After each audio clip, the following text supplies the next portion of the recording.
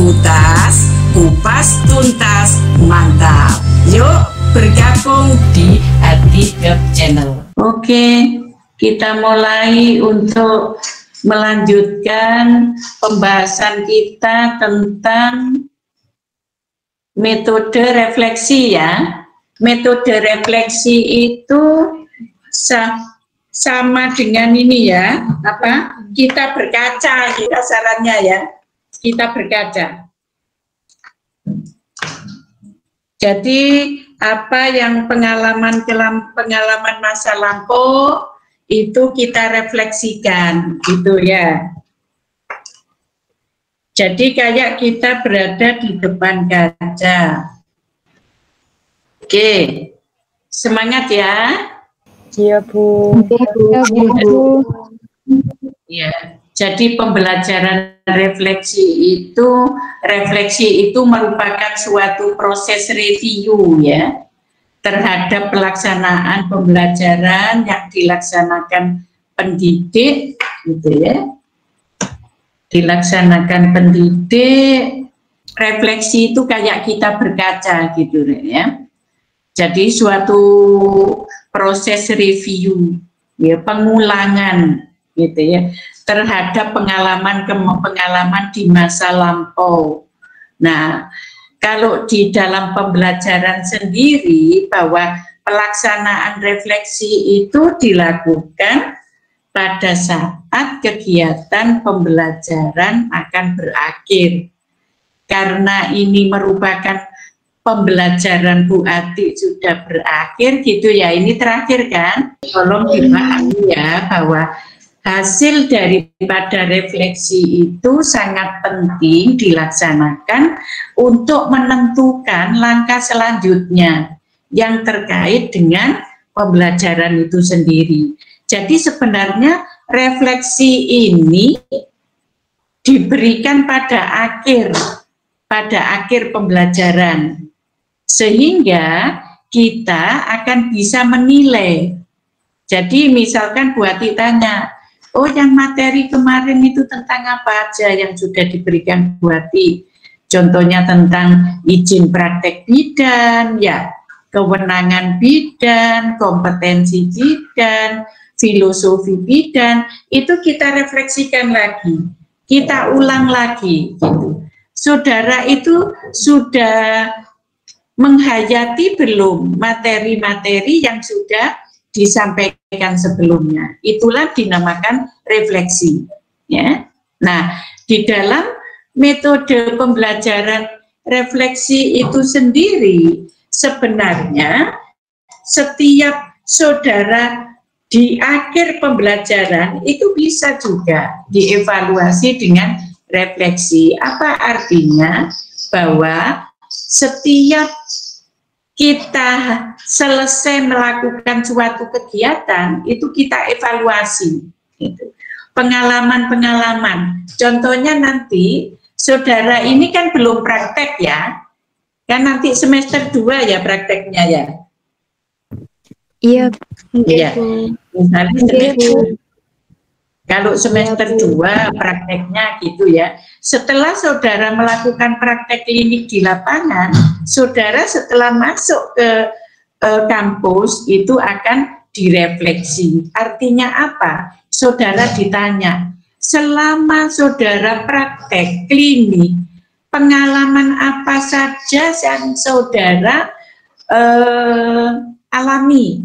Misalnya, contoh, saya minta, sukanya apa kalau saudara praktek di rumah sakit? Saudara tulis, sukanya misalkan bisa mempraktekkan pelajaran yang sudah diberikan, bisa bertatap langsung dengan pasien, bisa berkomunikasi dengan pasien, gitu contohnya. Itu merefleksi pengalaman-pengalaman.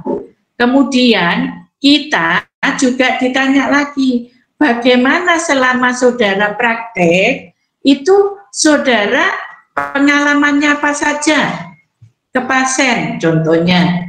Oh, bisa merawat pasien dengan ibu hamil dengan diabetes, misalkan. ibu hamil abortus, ibu hamil dengan preeklamsi, itu saudara ceritakan, itu namanya refleksi, ya.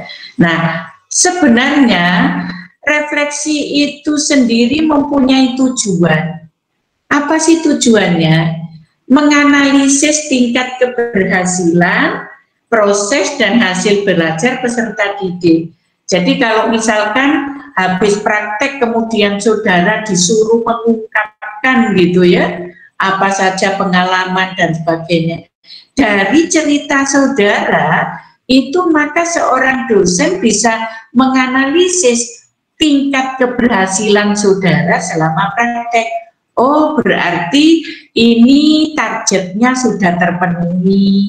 Oh, targetnya ini belum terpenuhi karena ada hambatan apa, pasiennya tidak ada, misalkan gitu, ya. Kemudian juga bisa dipakai untuk mengevaluasi diri terhadap proses belajar yang telah dilakukan.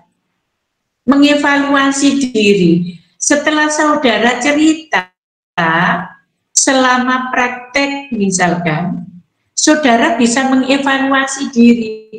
Oh iya ya, targetku yang belum tercapai itu misalkan ibu hamil dengan TBC atau ibu hamil dengan HIV/AIDS itu belum ada.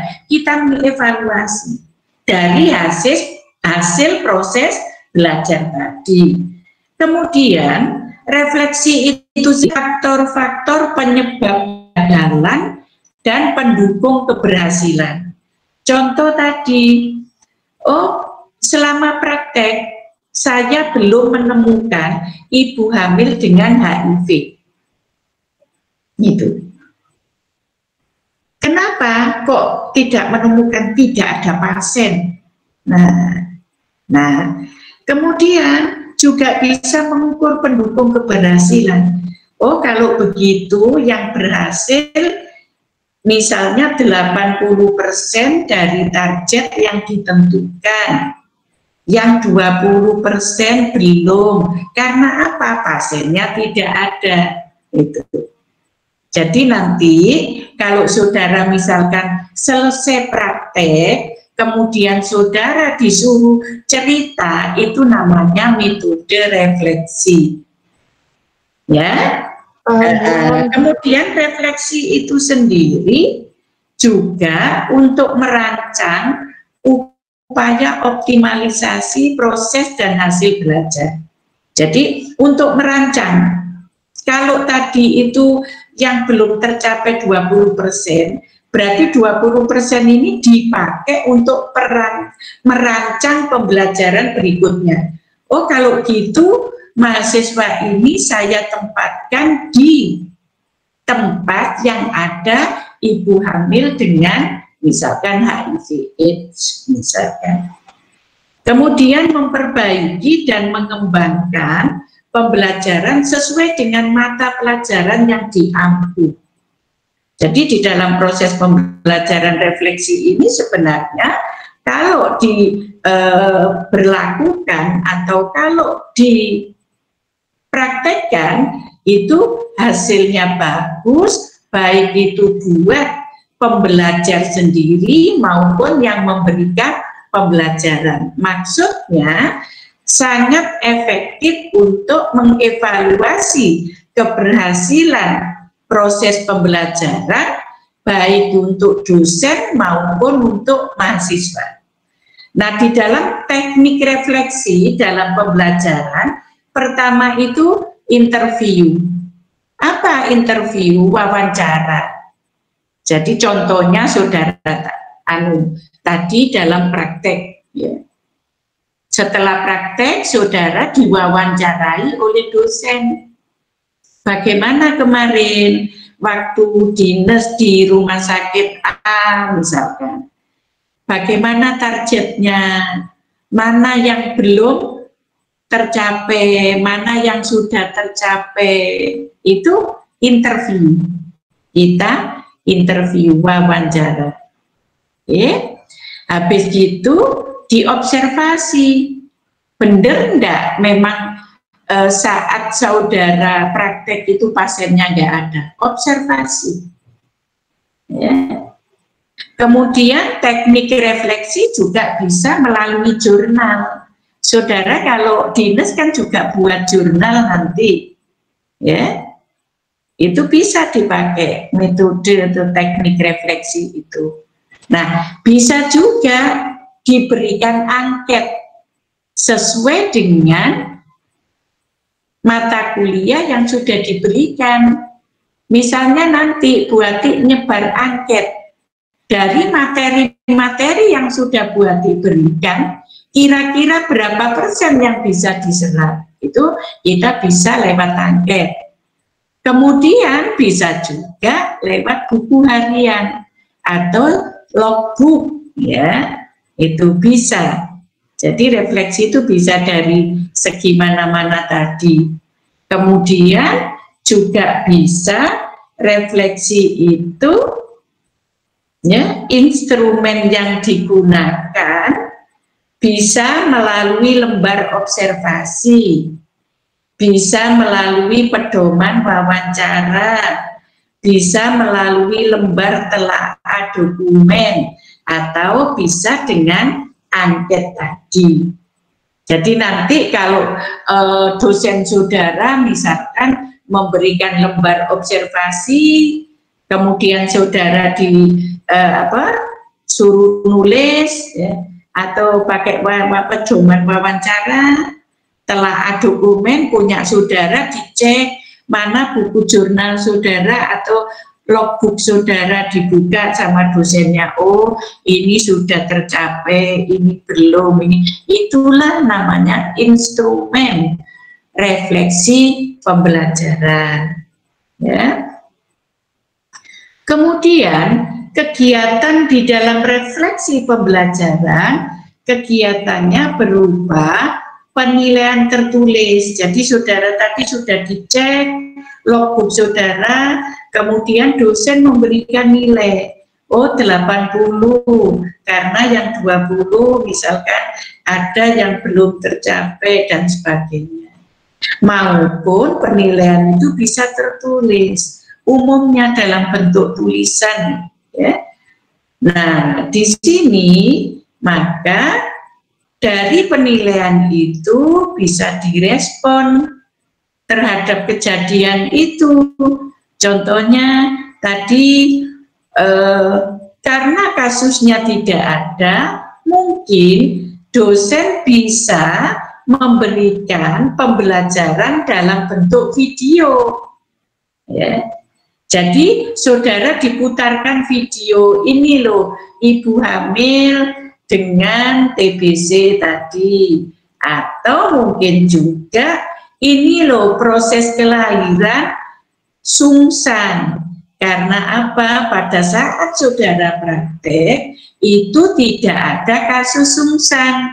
Saudara akhirnya sama pembimbing saudara diberi apa istilahnya pengalaman lewat video, disetelno video, disuruh lihat, disuruh mengamati, kemudian saudara tulis langkah-langkahnya. Jadi proses pembelajaran refleksi ini bisa dengan berbagai metode tadi. Nah, kemudian hal tersebut dapat berisi ungkapan kesan, pesan, harapan, ya. Nah, contohnya pada saat saudara nanti praktek, saudara kalau di rumah sakit diberi atau disodori oleh pembimbing praktek saudara buku usulan apa untuk perbaikan di ruangan A misalnya. Kesan saudara bagaimana selama dinas, pesan saudara apa pesan-pesannya, harapan saudara ke depannya di ruangan tersebut harus bagaimana, ya, dan catatan-catatan lain yang bisa saudara berikan untuk kemajuan atau perbaikan salah satu ruangan tadi. Oke.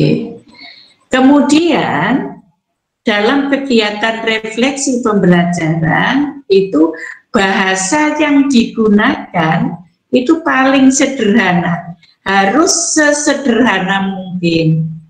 Supaya apa?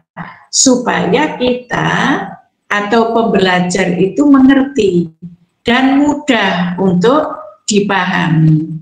Sehingga refleksi ini sangat mirip dengan curhatan anak didik terhadap dosennya, curhatan mahasiswa terhadap dosennya, itu ya. Jadi refleksi itu seperti itu, Bu. Saya kemarin misalkan sama pembimbing, kadang itu yang sering sama pembimbing di lapangan, saya dimarahi misalkan. Kenapa dimarahi? Kita curhat-curhatan. Oh, kalau gitu memang harusnya saudara itu seperti ini, begitu. Jadi kita sama-sama cari solusi. Jadi curhatan itu tentang hal-hal yang dialami dalam kelas maupun di luar kelas. Jadi di dalam kelas itu apa selama proses pembelajaran, di praktek itu apa, karena saudara nanti ada pembelajaran di kelas, kemudian ada di praktek klinik, di tangan nyata. Itu.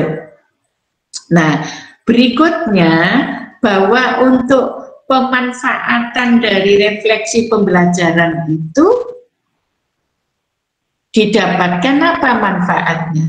Memperoleh informasi positif tentang bagaimana cara dosen meningkatkan kualitas pembelajarannya. Contohnya kalau di kita itu setiap akhir semester saudara nanti dibagi angket untuk menilai dosen. Oh, dosen A, bagaimana ketepatan waktunya, metode yang digunakan, materi yang diberikan jelas atau tidak, dan sebagainya. Ya. Kemudian juga sebagai bahan observasi untuk mengetahui sejauh mana tujuan pembelajaran itu tercapai. Ya.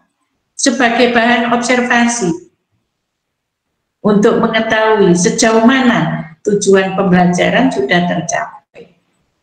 Kemudian juga manfaatnya untuk meningkatkan kepuasan dalam diri peserta didik dalam hal memperoleh wadah yang tepat dalam menjalin komunikasi positif.